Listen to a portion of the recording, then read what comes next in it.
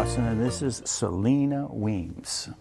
And first of all, how in the world did y'all end up in Pelzer, South Carolina? Well, we've been dating for about 3 years, and we always would take rides, and we drove by and we saw a big for sale sign on this church.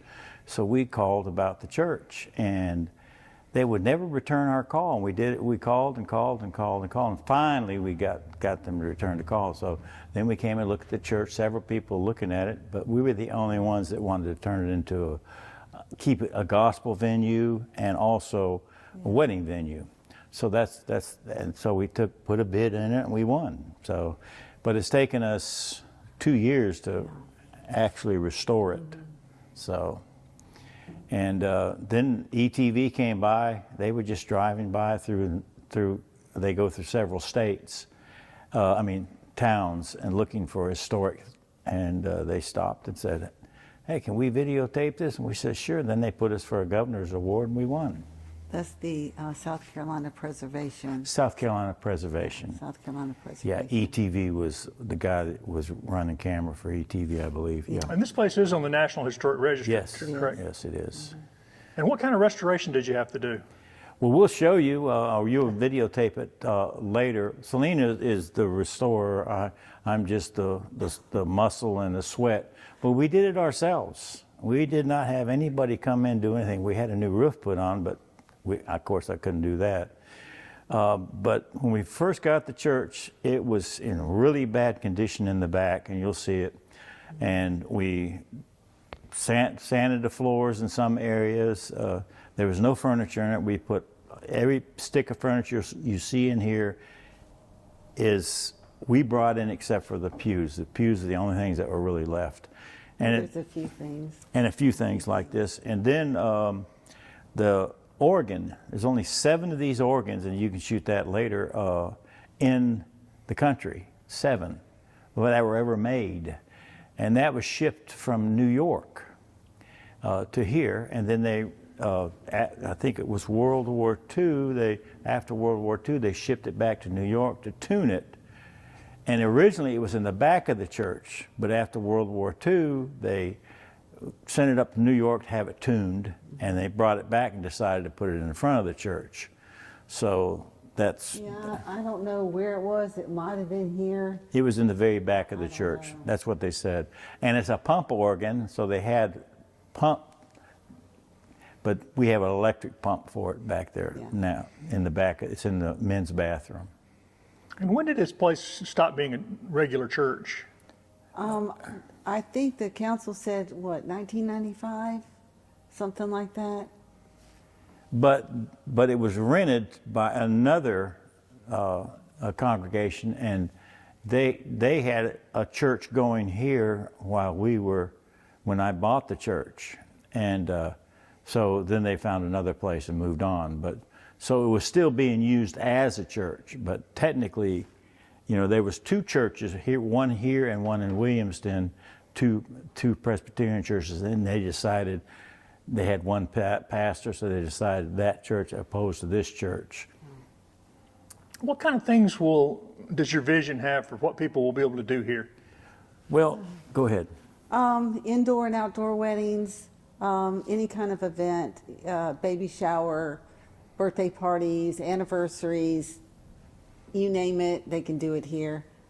We also have a guest chef event where a chef comes in and cooks for a certain amount of people. It's limited to that. But just about anything you want to do, you can do here. What kind of response have you got from the community? We have gotten a good response from the community. A lot of them love this church, so we have a lot of people that come in and want to tour it, and bring back old memories, so that's good. And so is it open now for events and stuff? Yes, we have a wedding Sunday. And we want to keep it historic, so I have old cars, so we use old cars, like I got a 37 Dodge, a 31 Chrysler, and some other old cars that we park in front of the church when we have a wedding so they can take pictures, and they love it. As a matter of fact, somebody called and said they heard about us on the internet, and it was we were the buzz, whatever that means. But yeah, we don't know what that means, but Well, I hope that's a good thing. It sounds like a good thing. Well, you were telling me you work for ESPN. Have you told any of those folks about what you're doing here? Well, they're into sports. They're not into weddings and anything else. Some of them know it. They say, "Oh, well, we see what you're doing, Thomas." I said, "Yeah." So, And how long will it take it to get it exactly where you want it? well, it's not exactly how we want it yet, but we're working through it. So it's it's where we can do what we need to do and then, move on, do other things. and the interesting thing is, when we first got the church, there's like a quarter of an acre behind the church, and it was all bamboo, and it had been that way for like 40 years. So one of our neighbors, Scott Larson, and we ourselves, we cut it all down to make a parking lot back there, and then we have a little what do you call It's like a pergola back Yeah. there for events as well. Then we're going to have outside weddings out behind the church also. And where can people, if they see this and say, hey, I'm trying to book a wedding, where can they come to book it or find out more information? They can go to lebbystreetweddings.com or call 864-420-3162. And so y'all have been here how long now? About 3 years. Going on 3 years. The first year and a half, it was all renovation. And then we had some gospel groups in here several times during that, because we weren't doing any renovation in the sanctuary because everything was almost done. The only thing I've done is brought in TV cameras and sound system. And not being from this area, first of all, where are y'all from originally? I'm from everywhere. My dad was in aerospace, so we moved every year, but I did graduate from Pickens. I say I'm So you knew from- something about the area. Yes, yeah.